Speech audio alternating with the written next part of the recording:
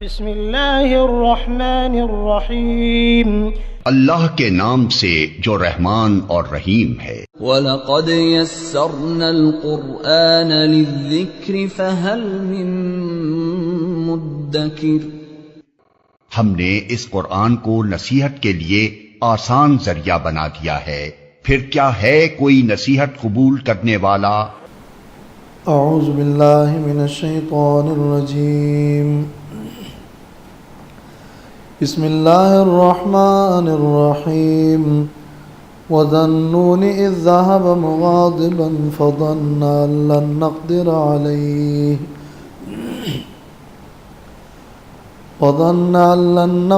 عَلَيْهِ فَنَادَىٰ فِي الظُّلُمَاتِ أَن لَّا إِلَٰهَ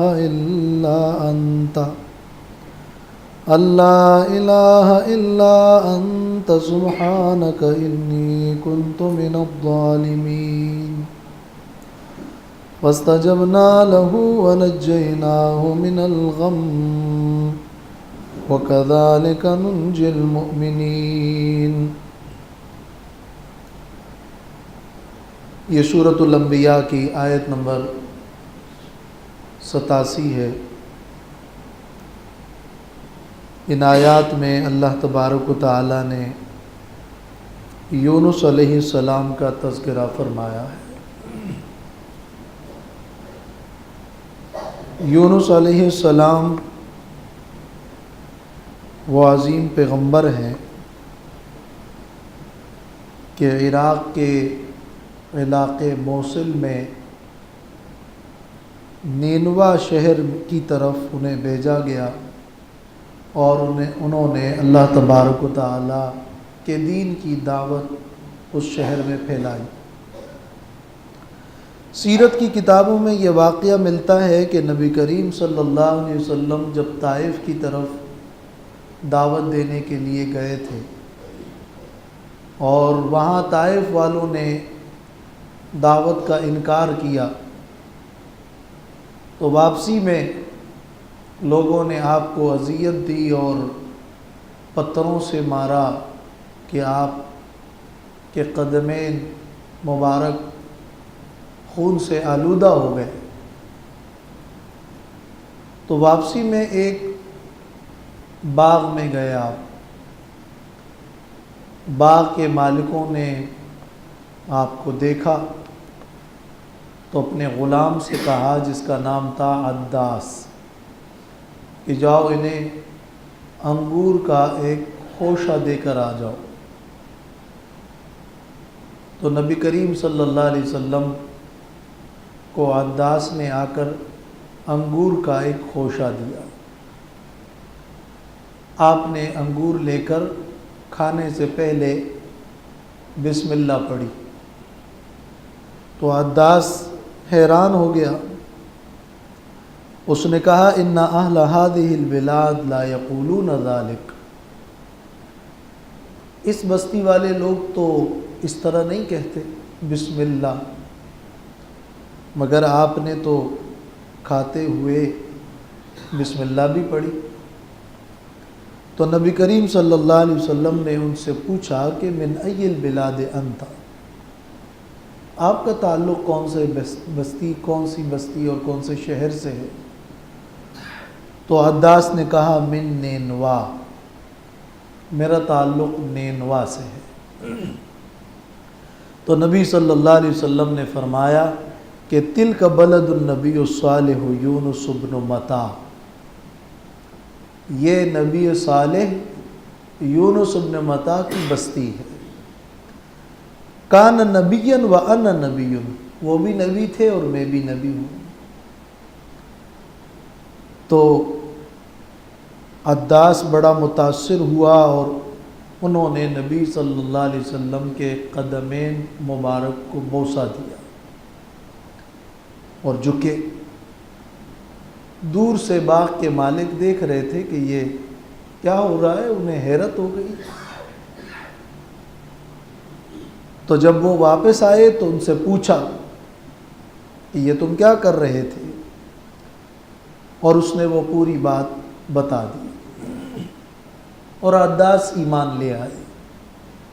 تو اس واقعے میں نبی صلی اللہ علیہ وسلم نے یہ تصریح کی ہے کہ یونس ابن متا اور نینوا سے تعلق تھا.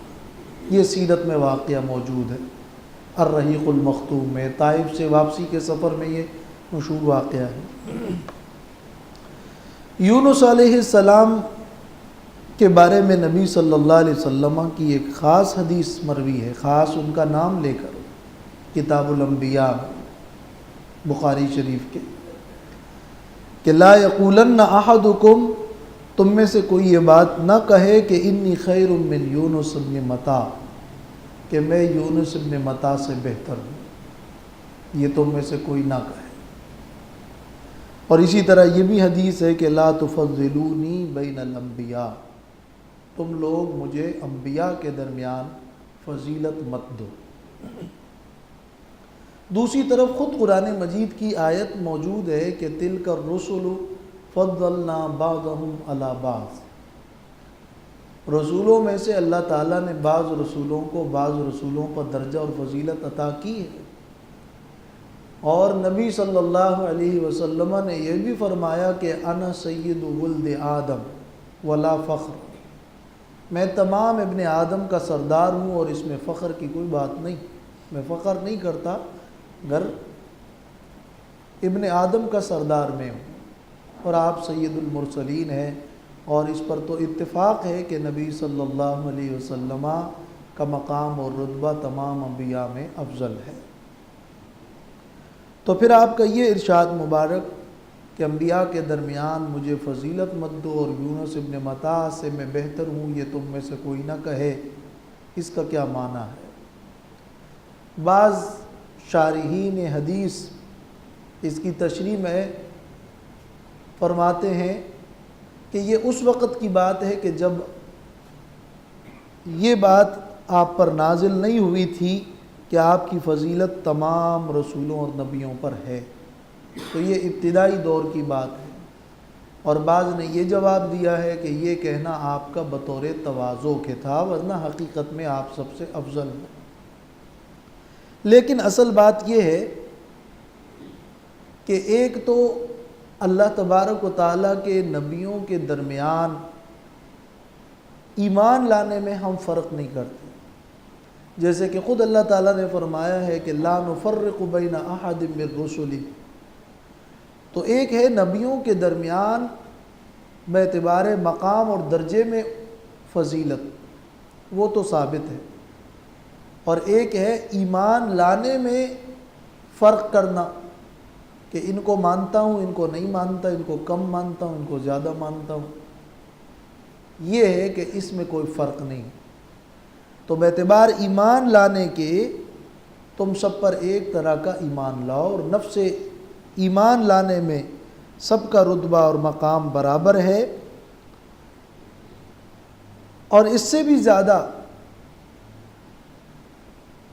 اہم اور بہترین جواب وہ یہ ہے کہ انبیاء علیہم السلام کو ایسی فضیلت دینا درست نہیں ہے جس سے کسی دوسرے نبی اور مفضول نبی کی تنقیص لازم آئے.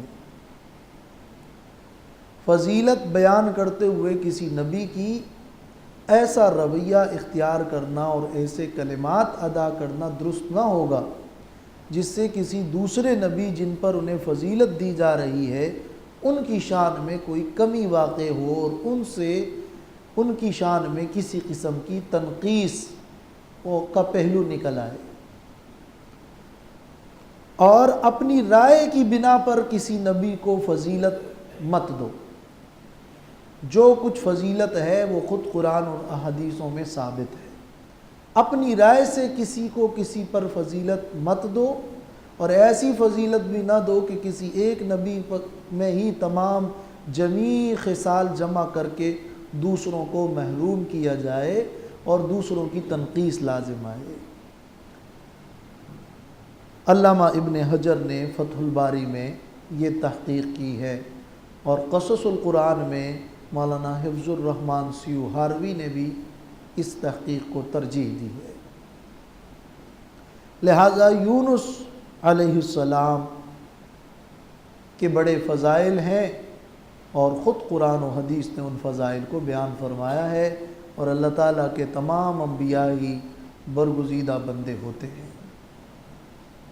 یونس علیہ السلام کا تذکرہ قرآن مجید کی 6 صورتوں میں ہوا ہے، جن میں سورۃ النساء اور سورۃ الانعام میں تو یونس علیہ السلام کا نام آیا ہے، اور 4 صورتیں ہیں، سورۃ یونس، سورۃ الانبیاء یہ سورۃ صافات، اور اس کے بعد سورۃ القلم۔ ان 4 صورتوں میں یونس علیہ السلام کا کچھ تذکرہ آیا ہے، اور وہ اجمالی تذکرہ ہے۔ اس حوالے سے سورۃ الصافات کی آیت نمبر 139 تا 148 میں یونس علیہ السلام کے بارے میں جو کچھ فرمایا ہے، اس میں پہلی بات یہ ہے کہ وَإِنَّ يُونُسَ لَمِنَ الْمُرْسَلِينَ، یونس علیہ السلام اللہ کے بھیجے ہوئے رسولوں میں سے تھے، ان کا بہت عظیم مقام تھا۔ یہ قرآن کی وہ پہلی بات ہے جو ذہن نشین رہنی چاہیے۔ دوسری بات یہ بتائی گئی ہے سورۃ صافات میں کہ اذ ابق الی الفلک المشحون، جب یونس علیہ السلام بھری کشتی کی طرف بھاگ نکلے تھے۔ تو ابقا کا لفظ ہے جس کا معنی ہے کسی غلام کا اپنے آقا سے بغیر اجازت کے چلا جانا۔ تو یونس علیہ السلام نے اپنی بستی سے، جس بستی میں انہوں نے دعوت پیش کی، وہاں سے ہجرت کی، مگر اس ہجرت میں اللہ تبارک و تعالیٰ کی طرف سے اجازت نہیں تھی۔ یہ ابقا کے لفظ سے معلوم ہوا کہ اللہ تعالیٰ کی طرف سے صریحی طور پر اجازت نہیں دی گئی تھی کہ یہاں سے آپ چلیں، البتہ ممانعت بھی نہیں کی گئی تھی کہ آپ نہ جائیں۔ ممانعت کی گئی ہوتی اور پھر یونس علیہ السلام جاتے تو پھر تو یہ گناہ ہوتا، اس لیے کہ اللہ تعالیٰ نے جب ایک کام سے صریحی طور پر روکا ہو تو پھر اس کی مخالفت تو اللہ کے پیغمبر نہیں کرتے۔ تو اذ ابق الی الفلک المشحون میں دوسری بات یہ کہ یونس علیہ السلام نے بغیر اجازت کے ہجرت کی، اور اس سے ممانعت بھی نہیں تھی۔ تیسری بات یہ کہ جس کشتی کی طرف، جس بستی کی طرف جا رہے تھے اور ہجرت کی، تو ایک کشتی میں سوار تھے اور وہ کشتی بھری ہوئی تھی۔ یہ تیسری بات ہے جو قرآن میں موجود ہے۔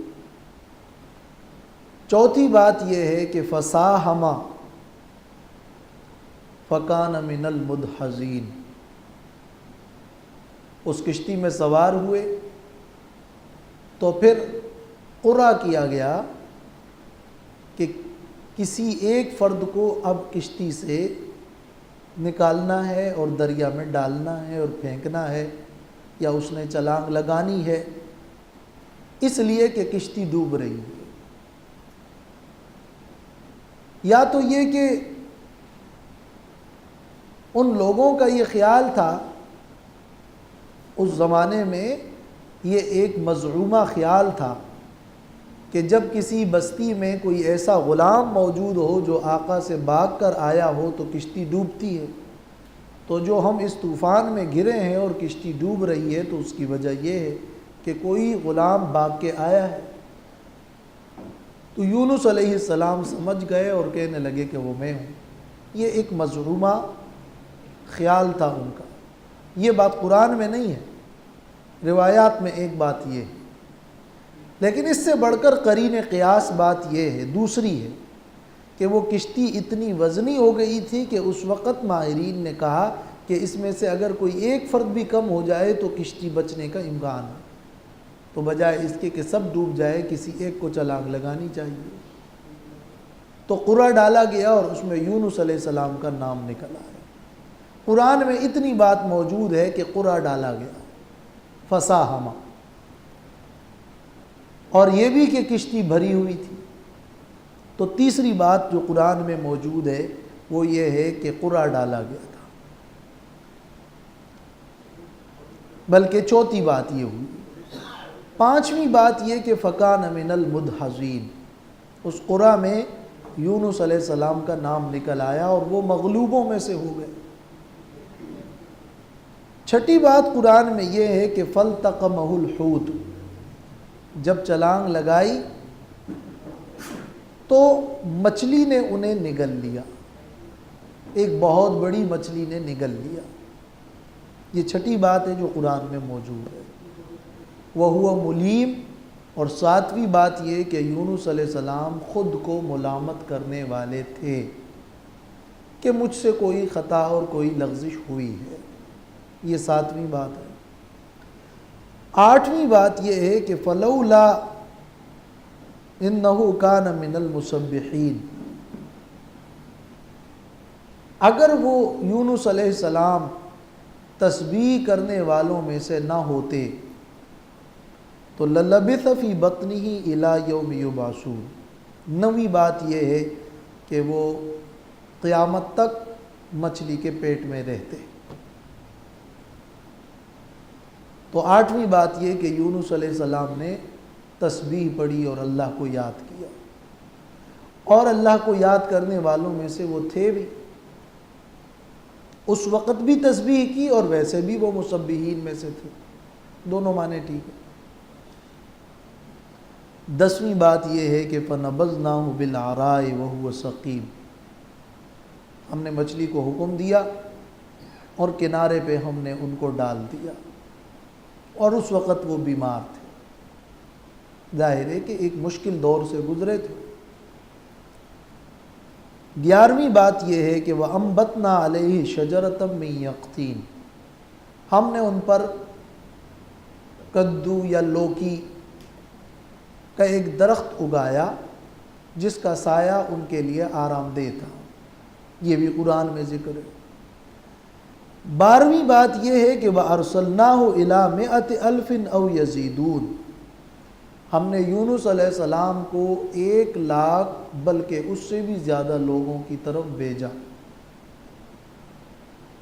تو بعض علماء کہتے ہیں کہ یہ مچھلی کے پیٹ سے نکلنے کے بعد وہ رسول بنے اور انہیں بھیجا گیا، لیکن چونکہ ان آیات کے ابتدا میں ہی ہے کہ وَإِنَّ يُونُسَ لَمِنَ الْمُرْسَلِينَ، اس لیے امام قرطبی فرماتے ہیں کہ صحیح بات یہ ہے کہ وہ پہلے ہی سے رسول تھے اور پھر اللہ تعالیٰ نے ان کو اسی بستی کی طرف بھیجا۔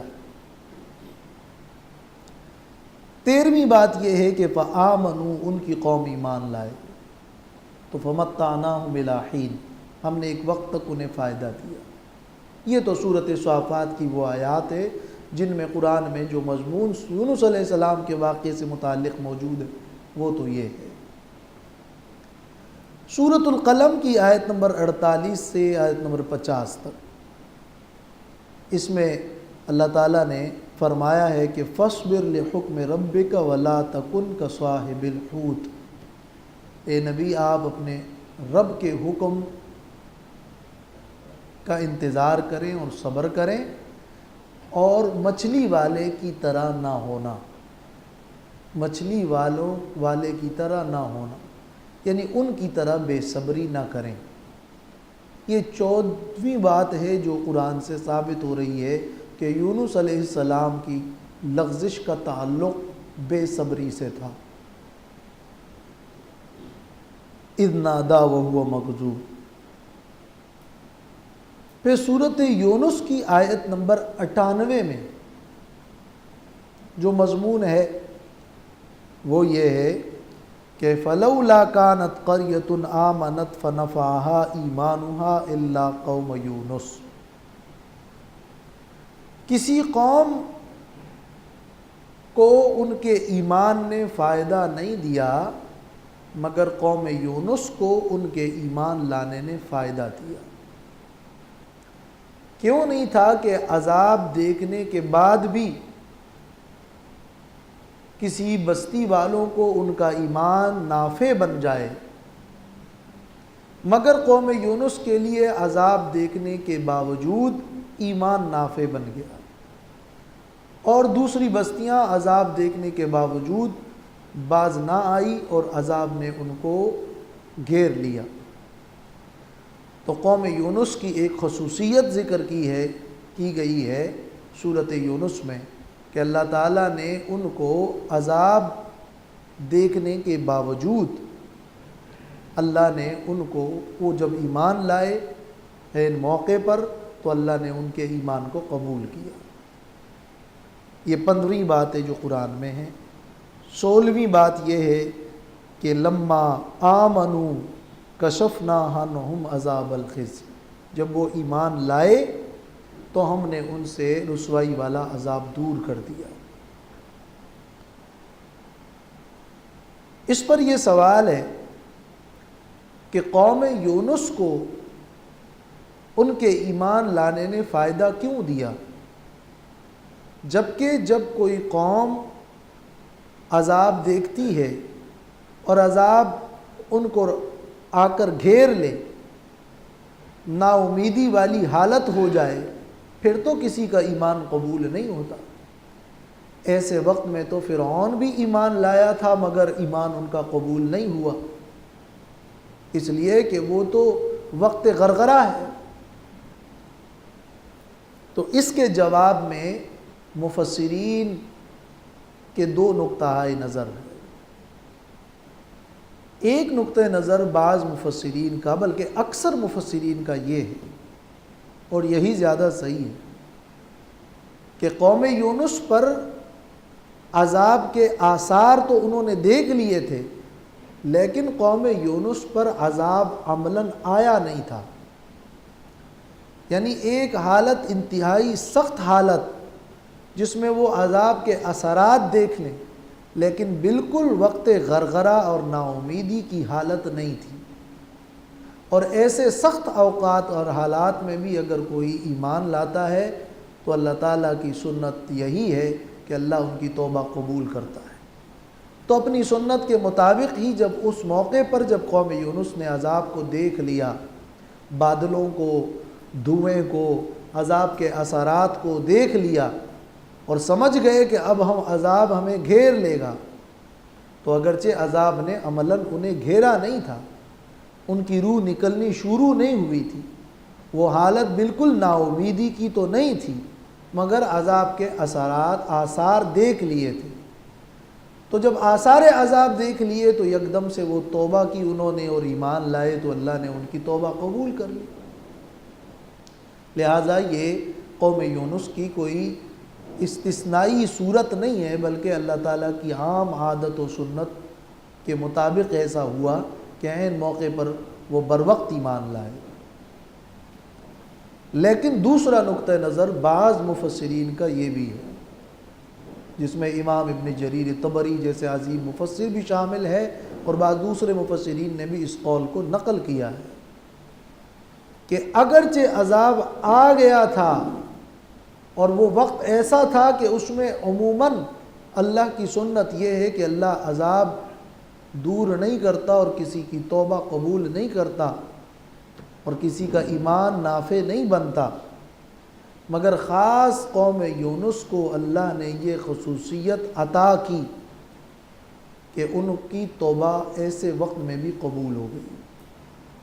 تو یہ خاص قوم یونس کی استثنائی خصوصیت ہے جو اللہ نے انہیں عطا کی۔ تو پھر اس دوسری رائے پر یہ سوال بنتا ہے کہ خاص قوم یونس کو اللہ پاک نے یہ خصوصیت کیوں عطا کی؟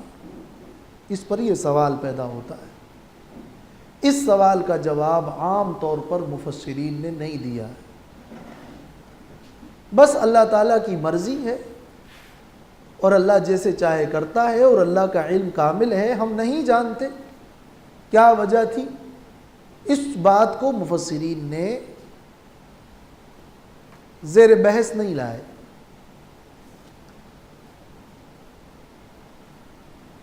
مولانا مودودی رحمہ اللہ نے اس دوسری رائے کو اختیار کیا ہے کہ قوم یونس کی یہ خصوصیت تھی کہ اللہ نے ان سے عذاب کو دور کیا، خاص طور پر ان سے ایسے وقت میں عذاب دور ہوا کہ عموماً ایسے اوقات میں اللہ کا عذاب دور نہیں ہوتا۔ پہلے تو انہوں نے اس رائے کو ترجیح دی،